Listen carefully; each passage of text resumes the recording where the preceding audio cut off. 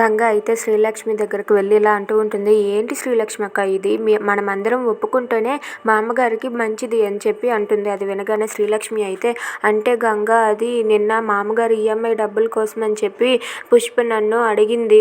అప్పుడు చాలా కోపం వచ్చింది నాకు. తను చాలా గీరగా తను అయితే పొగరు చూపించింది అని చెప్పి అంటుంది. ఆ మాటకి పుష్ప అయితే అలా చూస్తూ ఉంటుంది. పొగరు చూపిస్తే తనకి ఉన్నదే కదక్క అని చెప్పి అంటే లేదు నాకు అప్పుడు లాగిపెట్టి ఒకటి కొట్టాలనిపించింది అని చెప్పి శ్రీలక్ష్మి అంటుంది. అది వినగానే పుష్ప అయితే ఒక్కసారిగా షాక్ అయిపోతుంది.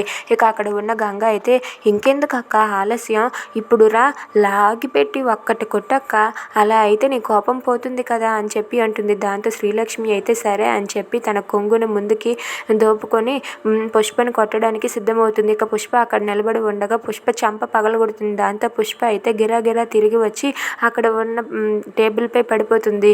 అక్కడ అదంతా చూసి ఇంట్లో వాళ్ళందరూ నవ్వుతూ ఉంటారు. Please subscribe our channel.